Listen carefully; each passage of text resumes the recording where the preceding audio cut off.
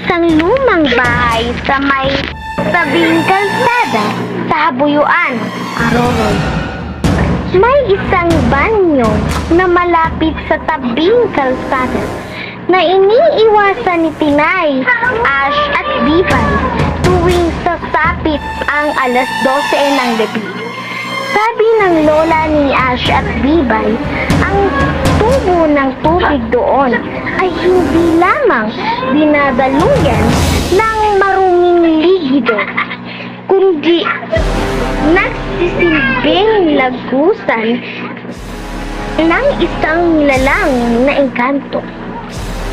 Si Tinay, isang estudyanteng hindi naniniwala sa mga sabi-sabi, ay napilitang mabanyo doon. At isang gabi, dahil sira ang ilaw sa kanyang kubo, pagpasok ni Tinay sa isang banyo nila Ash at Bibay na nasa tabing kalsada, sinalubong si Tinay ng malangsang na amoy amoy ng isda at amoy ng tae ni Ari. Sa bawat patak ng tubig sa gripo, tila may sumasabay na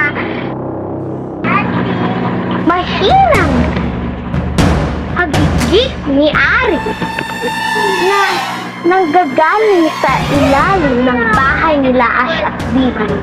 Habang nakaharap si Tinay sa salamin sa banyo, napansin ni Tinay na ang tubig sa loob ng inodoro ay nagsisimulang umalon ng kusa na kahit wala naman gumagamit nito.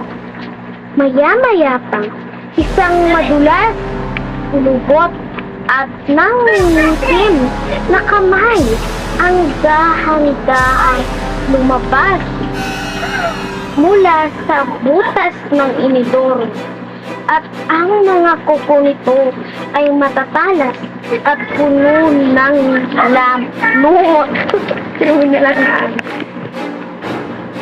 Nanigas sa takot si Tinay nang makita ang isang pares ng malalaki at madilaw na matang nakatitig sa kanya. Malungstad dilim. Ang banyo nila Ash at Bibay ay hindi lamang isang kwento. Ito ay isang naghihiganting bantay ng katubigan na nagagalit sa bawat duming itinatapon ng mga tao sa kanyang tahanan. Hanggang dito na lang po ang aking kwento. Maraming salamat po.